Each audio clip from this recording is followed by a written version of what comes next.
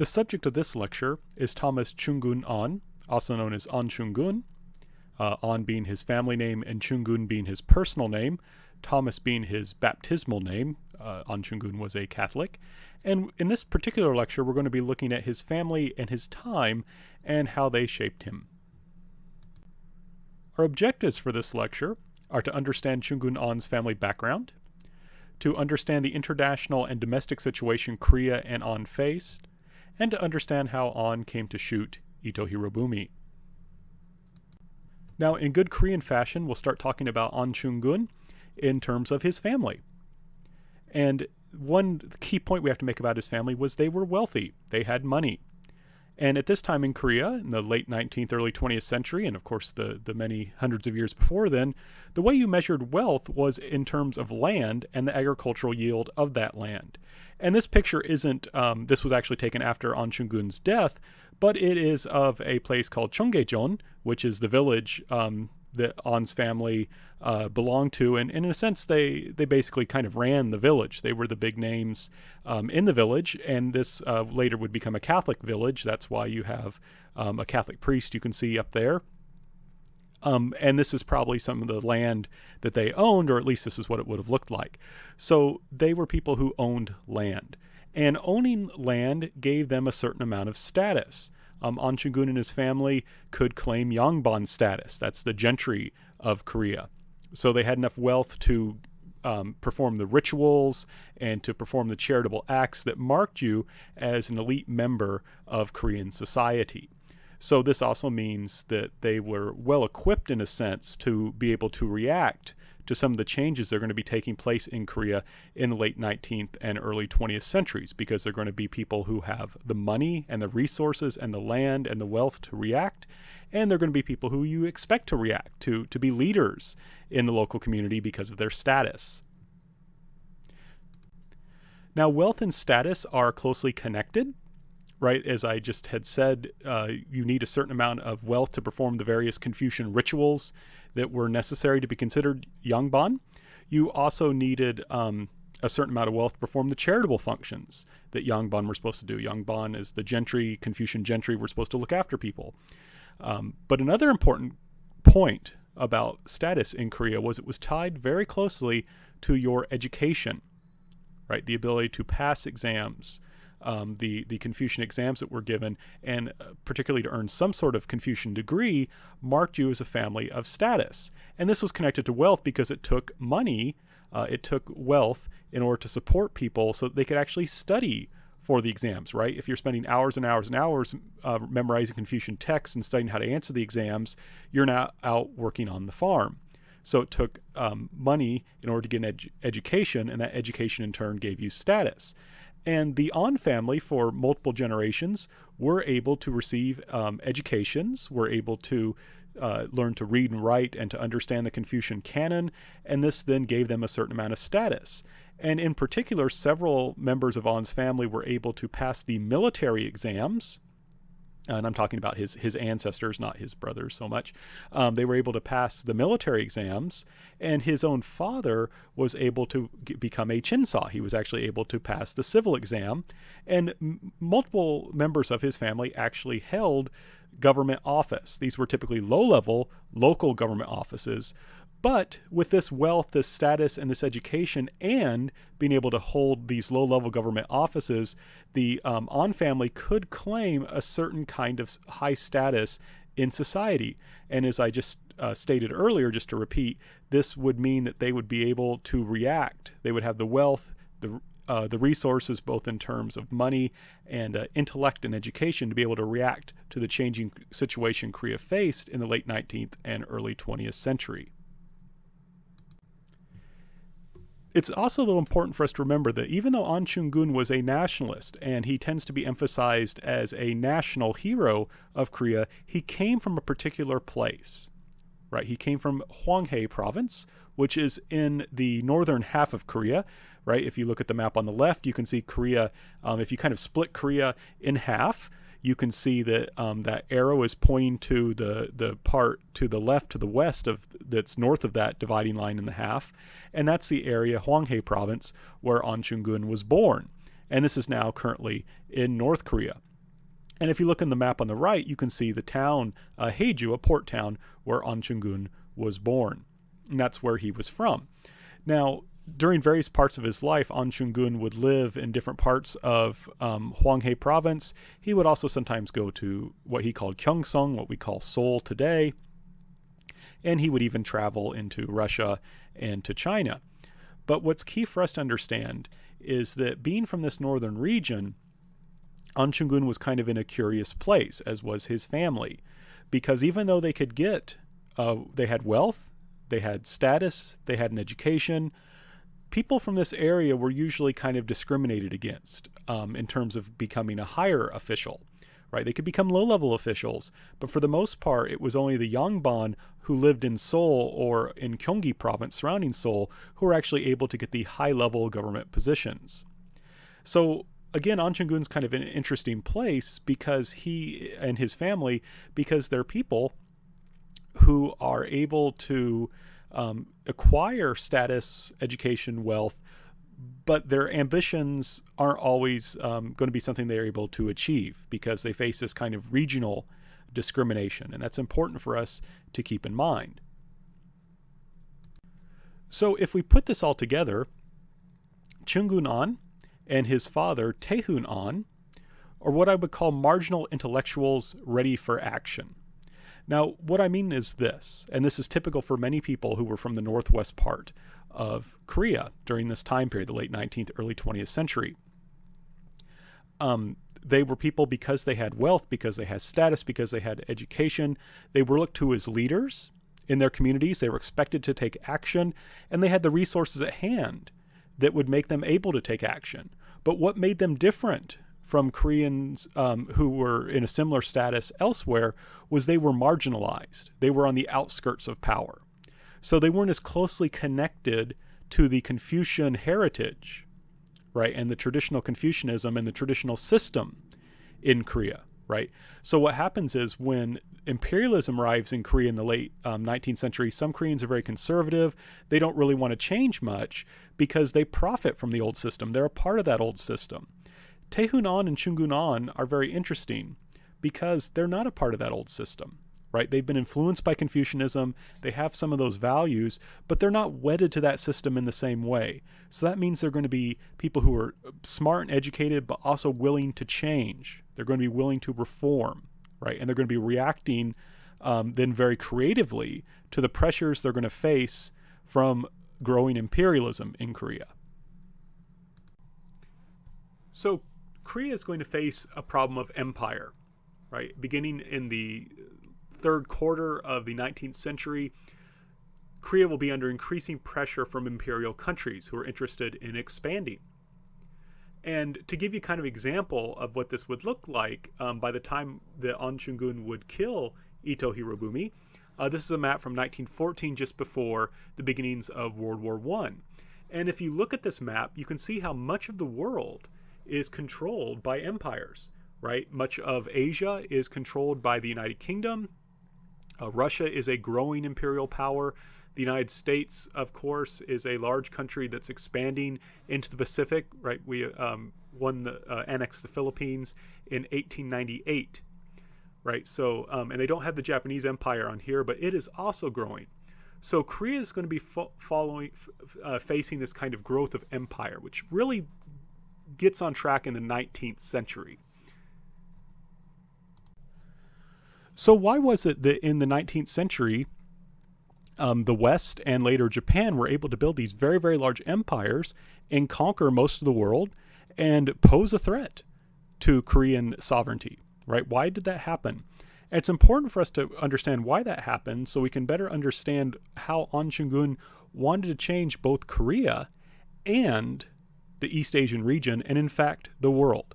And I'm going to be oversimplifying things here, but I would argue that what made the Western empires and later Japan so powerful was that they carried out 4 revolutions, right? There were 4 revolutions, I think, that gave the West a huge amount of power. The first revolution was a political revolution, and there were 2 aspects of this revolution.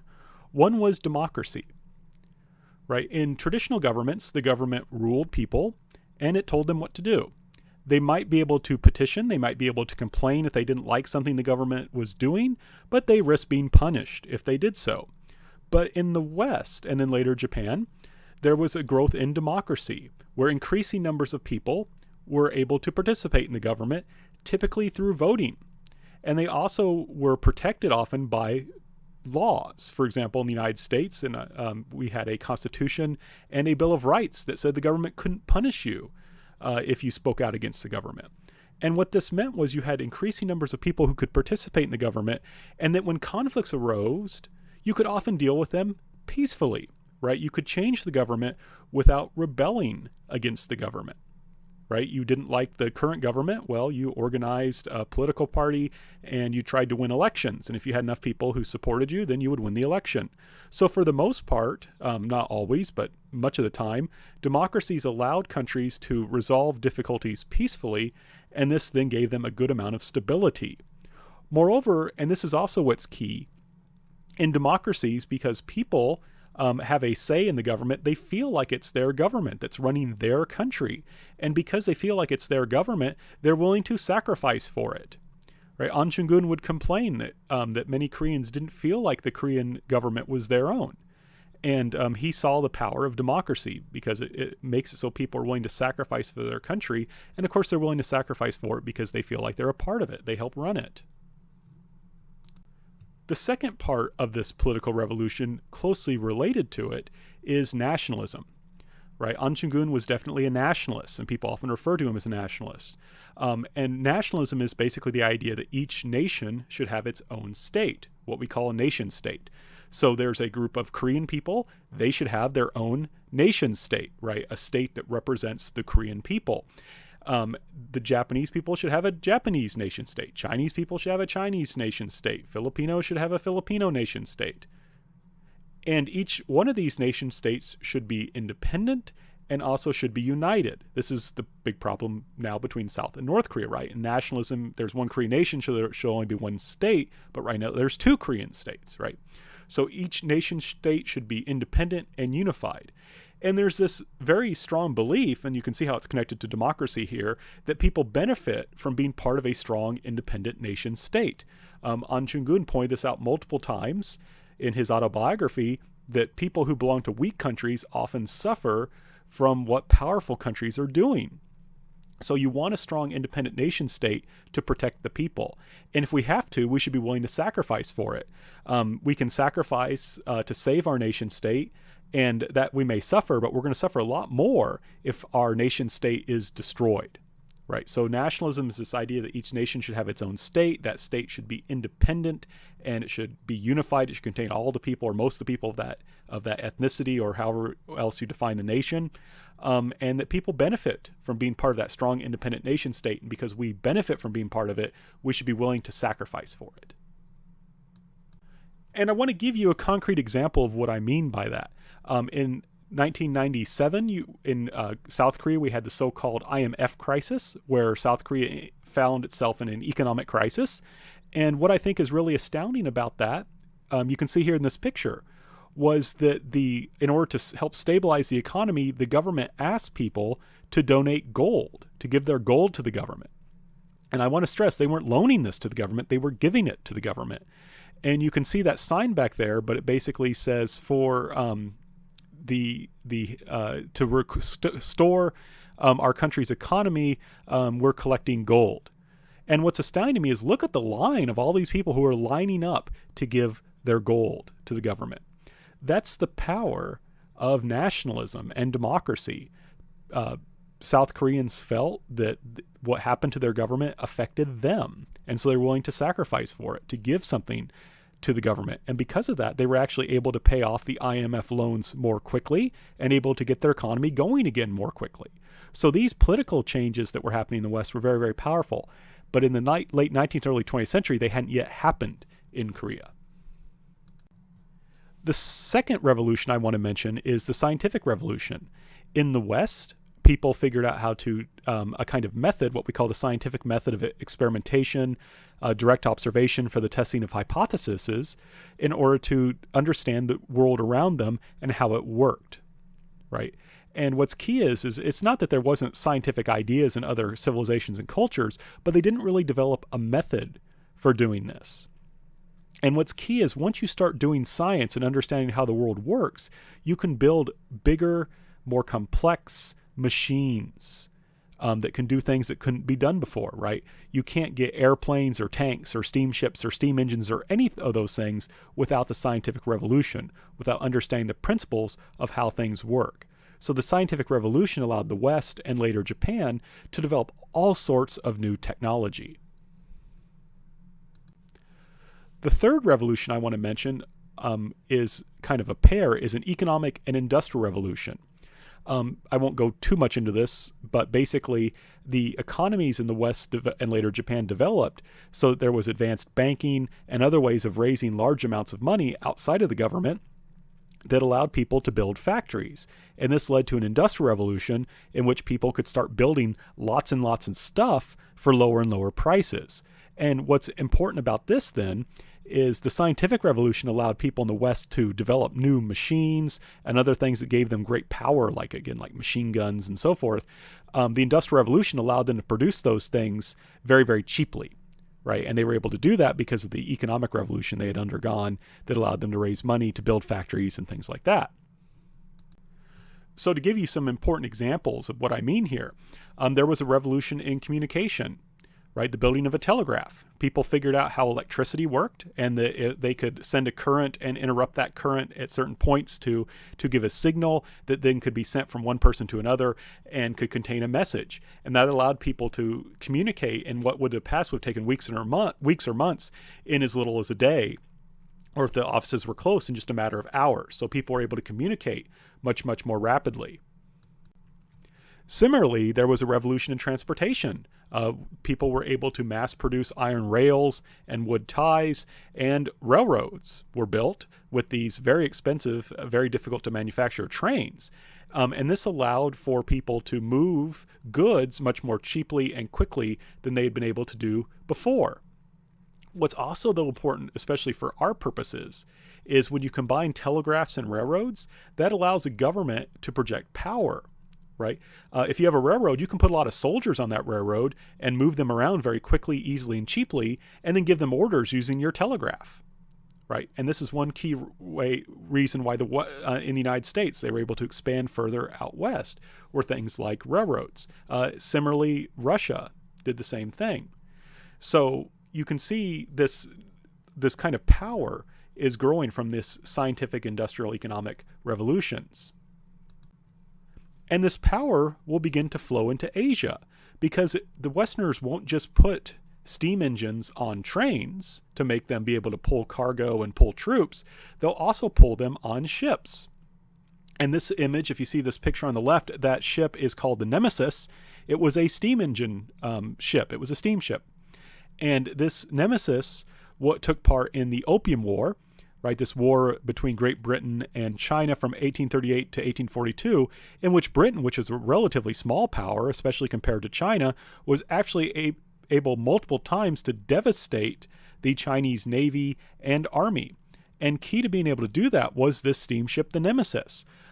Because it was a steamship, it could easily sail up rivers, it could go against the current, and it could pretty much hit most of the major cities in China that were along rivers, and of course, many major cities at this time are along rivers, or on the ocean. And it was able to fire these powerful cannon and just devastate Chinese navies. So what's key then is these new revolutions that have taken place leading into the 19th century allow Western powers and later Japan to project power all throughout the world and to begin to colonize countries all throughout the world. Countries like Korea that are still in this kind of pre-modern mode of production, pre-modern style of government. So Koreans face, and Anshingun are going to face, these empires, particularly going to face the Empire of Japan. They have to think, how do we catch up? How do we undertake these revolutions in Korea, right? These political, economic, industrial, scientific revolutions. How do we undertake these revolutions in order to build a strong country? And maintain our independence, right? This is the problem that Koreans have to figure out how to solve. Now, imperialism and the search for colonies was driven in a large part for economic reasons. Um, the Industrial Revolution required large numbers of resources, and some things, especially such as rubber and oil, could not really be found in Europe, or in, to a lesser extent, the United States. So one thing that drove imperialism was the search for resources. In addition, there was a hope that you would extract resources from your colonies or from other countries, then you would bring them to the home country to make things out of them, to make things in your factories, and then you would sell them back into the to your colonies or to other countries, and you would make money then, right? So a lot of imperialism was driven by the desire to find new sources of resources and also markets, and that was important. Now, there were other things, though, that were also important. There were new ideologies that were being developed that were meant to, in part, to help explain why the West and, to a certain extent, later Japan, was able to become so powerful, right? Why were they able to become so powerful and form empires? And these new ideologies often justified empire itself. So, for example, one kind of ideology was civilization. Right, there was this idea that Western countries and later Japan were more civilized, and this had made them powerful enough to take over other countries. But in a sense, they also had a duty to take over or at least influence lesser developed countries because those countries were less civilized. Right, and this came into Korea as Munmyeong-kaehwa, civilization and Enlightenment thought. This idea that we need to become more civilized. Right, and there's this connection here that by becoming more civilized, you also become more powerful, right? So you can see how this kind of justifies imperialism, but because it's only by becoming better, by becoming more civilized, that you become more powerful, and then you use that power to spread civilization throughout the world. Now, people didn't always accept that. They sometimes kind of poked fun at that, and that's what you see in this image here, where you have this kind of image that the United States has gone into the Philippines, and then we'll go into China, and we'll bring all these wonderful parts of civilization. We'll bring new weapons, new tools, and the Chinese are just waiting for us to come there and help them. So sometimes people kind of criticize this idea, but it was often used to explain and justify imperialism, and it's an ideology that also affected On Chungun. Now, civilization and Enlightenment thought, in one sense, it's kind of problematic because it does say that some people are civilized and some people aren't. At least, though, it holds out hope that people are able to become civilized, right? It has this idea that people are kind of all sort of equal and are able to become civilized if they adopt certain ideas. And so, for example, people who followed civilization Enlightenment thought used Japan as an example of how you could have a people who were clearly a different race, but who were clearly not Western, for example, not white, but who were clearly able to become civilized by adopting the four revolutions of the West, right? Japan undertook this political, economic, scientific, and industrial revolutions, and so then they too could claim to be civilized. So it's more positive. But on the other side of the coin, you have this other ideology called social Darwinism. And social Darwinism taught that there isn't so much one unified human race, but there's multiple different races that have very different biologically. And you can kind of see that on the left where, that's a fairly, benign picture, but you have the whites in the center and we're surrounded by these other races. And you can see on the right, though, where there's more of this kind of understanding of inferiority and superiority, right? On the top is a Caucasian, below them is a person of African descent, and below him is a chimpanzee. So the problem with this is it says that, some people, there's this kind of ranking of different races, and some people are more like monkeys than others, right? Some of us are more evolved than others. And so it's very racist ideology, and it holds that these different races are in a kind of struggle for survival, right? So this basically social Darwinism takes Darwin's ideas of survival of the fittest and applies them to human races and human societies, human nations, that different people did this in different ways. And it says we're all in competition with each other. And this was an ideology. It's interesting how On Chungun reacts to this. On Chungun accepts this ideology as describing what the world is like, that there is this competition, but he doesn't believe that that's right. He doesn't think that we should be in this kind of competition. And this is very important. He accepted this as in a sense, describing what the world is like, but he rejected it as what the world should be like. Now, ideas of civilization and enlightenment, as well as a desire to find new markets for American goods and new resources, led the United States in the 1853 to send a flotilla of ships to Japan to demand that Japan open its doors and trade. And I want to stress this, and this one thing I want to do in this lecture is to help us also understand Japan's perspective, in a large part because it's so important if we study the history of Korea, but also because An Chung-gun himself tried to understand Japan's perspective. But basically, the Americans in 1853 sailed into Edo Bay, which is the bay around modern-day Tokyo. Edo was the capital of Japan in the mid-19th century. Its name was later changed to Tokyo. And we brought our ships in, and basically, we said it politely, but we said, hey, you guys need to open your doors and start trading with us, or we're going to attack you. And they asked for some more time, and we said, okay, we'll come back in a few months. And we came back in 1854, and then forced Japan to open its doors.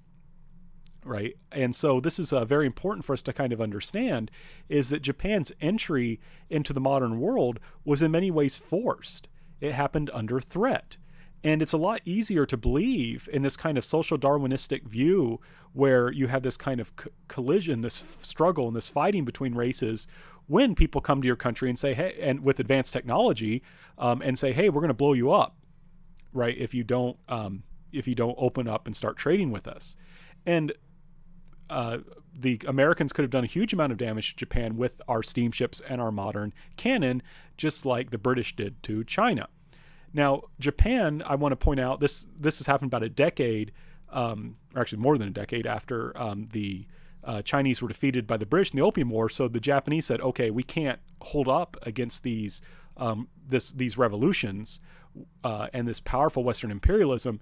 We need to open our doors and change. And Japan would do just that. Japan would undertake radical reform with the West as its model.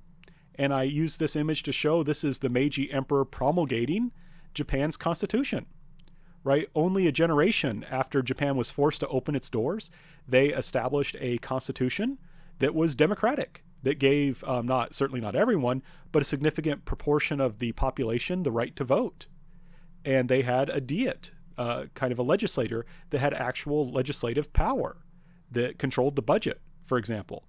So Japan is going to very quickly adopt the revolutions, these four revolutions I talked about that made the West so powerful. Now, what's key though, and I have to kind of stress this, is that Japan also borrowed imperialism from the West. So it's important for us to remember when we talk about Japan being an empire, we don't, especially if you're like me, you're a Westerner, I'm an American, right? They kind of learned it from us to a large extent.